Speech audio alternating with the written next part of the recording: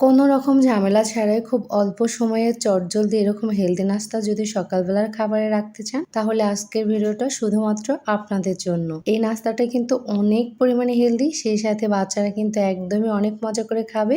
আর আপনারা চাইলে কিন্তু শুধু সকালবেলা ব্রেকফাস্ট না, এটা বিকালের হেলদি একটা স্ন্যাক্স হিসেবেও রাখতে পারেন। প্রথমে একটা বাটিতে নিয়ে নিচ্ছি হাফ কাপ পরিমাণ ময়দা, সেই সাথে দিয়ে দিচ্ছি হাফ চা চামচ পরিমাণ লবণ আর 2 চা চামচ পরিমাণ রান্নার তেল। এখন হাতের সাহায্যে খুব ভালো করে মিশিয়ে নিতে হবে, যেভাবে আমরা পরোটা কিংবা রুটির ডো তৈরি করে থাকি সেম ভাবে। এখন পরিমাণ মতো পানি দিয়ে আস্তে আস্তে মিশিয়ে নিয়ে একটা সফট ডো তৈরি করে দিচ্ছি। পানিটা আস্তে আস্তে দিতে হবে, নইলে কিন্তু একদমই ডোটা নরম হলে পরোটাটা বেলতে একদমই ভালো হবে না। এ তো দেখে নিশ্চয়ই বুঝতে পারছেন যে ডোটা কতটা সফট হয়েছে। হাতের সাহায্যে কিন্তু এইভাবে চেপে চেপে মথে নিয়ে এখন এটাকে একটা ঢাকনা দিয়ে আমি একটা সাইডে রেখে দিচ্ছি 10 মিনিটের জন্য রেস্টে।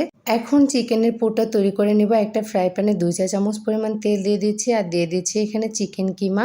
একটা ব্রেস্ট ফিট চিকেনের কিছুটা অংশ আমি এভাবে চাকুর সাহায্যে কিমা করে নিয়েছি। এখন দিয়ে দিচ্ছি হাফ চা চামচ পরিমাণ আদার গুঁড়ো আর হাফ চা চামচ পরিমাণ জিরের গুঁড়ো, সেই সাথে হাফ চা চামচ পরিমাণ রসুনের গুঁড়ো দিয়ে এখন ভালো করে 2 থেকে 3 মিনিটের মতো ভেজে নিয়েছি। এখন এর মধ্যে দিয়ে দিচ্ছি 1 চা চামচ পরিমাণ টমেটো সস দিয়ে আবারও চুলা জালটা লো করে নিয়ে এইভাবে 2 থেকে 3 মিনিটের মতো ভেজে নিয়ে এখানে অল্প একটু পানি দিয়ে দিব, জাস্ট চিকেনটা একটু কুক হওয়ার জন্য। খুব বেশি পানি দেওয়া যাবে না। এ তো দেখতে পাচ্ছেন জাস্ট একটু পরিমাণে পানি দিয়ে মিডিয়াম হিটে আমি এটাকে আবারও একটু ভালো করে ভেজে নিয়ে এর মধ্যে দিয়ে দিচ্ছি 2 টেবিল পরিমাণ গাজর কুচি, সেই সাথে দিয়ে দিচ্ছি 1 টেবিল চামচ পরিমাণ ক্যাপসিকাম কুচি, 2টা মিডিয়াম সাইজের পেঁয়াজ কুচি আর একটা কাঁচামরিচ কুচি দিয়ে আবারও একটু ভেজে নিচ্ছি। একদমই চুলার জালটা লো হিটে রাখতে হবে। এখন এখানে দিয়ে দিব স্বাদ মতো লবণ। এ পর্যায়ে কিন্তু আর বেশি ভাজা যাবে না, তাহলে কিন্তু একদমই ড্রাই হয়ে যায়, জুসিনেসটা নষ্ট হয়ে যাবে আর খেতেও একদম ভালো লাগবে না। এ তো দেখেন আবারও লো হিটে একটু মিশিয়ে নিয়ে নামিয়ে একটা সাইডে রেখে দিচ্ছি। এর মধ্যে কিছুটা পরিমাণ ফ্রেশ ধনিয়ার পাতা অ্যাড করে দিচ্ছি, এতে করে ফ্লেভারটা অনেক টেস্টি আসে। এই তো ডোটা এরই মধ্যে সেট হয়ে গেছে, দেখেন কতটা সুন্দরভাবে স্মুথলি ডোটা সেট হয়ে গেছে। এখন এটাকে আমি বেলে জাস্ট একটা বড় রুটি তৈরি করে নিব। খুব বেশি পাতলাও না আবার খুব বেশি মোটাও না, এরকম একটা সাইজের রুটি তৈরি করে নিতে হবে। আর রুটিটা একটু বড় সাইজেরই করতে হবে, দেখেই নিশ্চয়ই বুঝতে পারছেন। তো চলুন এখন এটা ভেজে নেই। একটা রুটি ভাজার তাওয়া বসিয়ে দিচ্ছি আর এর পর্যায়ে কিন্তু কোনো তেল বা বাটার ইউজ করব না, জাস্ট শুকনো তাওয়াতে এটা ভেজে নিচ্ছি। যখন দেখবেন যে উপর থেকে এরকম খুব সুন্দর ড্রাই হয়ে গেছে, এ পর্যায়ে কিন্তু উল্টে দিতে হবে। খুব বেশি ড্রাই করে ভাজলে কিন্তু এ পর্যায়ে রুটিটা শক্ত হয়ে যাবে।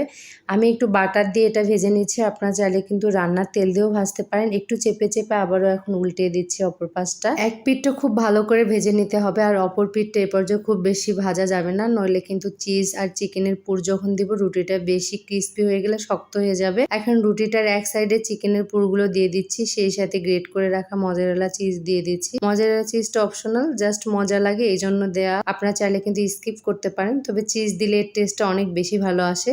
এই তো আরেক সাইড থেকে ফোল্ড করে এর উপরে আমি আবারও মজারেলা চিজ দিয়ে দিচ্ছি, জাস্ট দেখার সৌন্দর্যের জন্য। আর চিজ খেতে অনেক মজা লাগে। এখন একটা ঢাকনা দিয়ে প্রায় 10 মিনিটের মতো লো আঁচে রেখে দিলে কিন্তু চিজটা মেল্ট হয়ে যাবে। এই তো আমি চেক করে দেখে নিচ্ছি যে চিজটা কতটুকু মেল্ট হয়েছে। এই তো দেখেন কত সুন্দর একটা কালারও এসেছে, সেই সাথে কিন্তু চিজটা খুব সুন্দরভাবে মেল্ট হয়ে গেছে। বাচ্চা কিংবা বড় সবার জন্যই কিন্তু অনেক হেলদি একটা ব্রেকফাস্ট বা স্ন্যাক্স হিসেবে আপনি এই আইটেমটা রাখতে পারেন। সেই সাথে আমার রেসিপিগুলো আপনাদের কেমন লাগে অবশ্যই কমেন্ট করে জানাবেন। যদি খুব বেশি ভালো লাগে প্লিজ আশা করছি আমার চ্যানেলটি সাবস্ক্রাইব করে পাশে থাকবেন। সেই সাথে আপনি যদি ভিডিওটি ফেসবুক পেজ থেকে দেখে থাকেন প্লিজ আমার পেজটি ফলো দিয়ে পাশে থাকবেন। এরকম নিত্য নতুন রেসিপি নিয়ে আবারও দেখাবে। সেই পর্যন্ত সুস্থ থাকবেন, ভালো থাকবেন, আল্লাহ হাফেজ।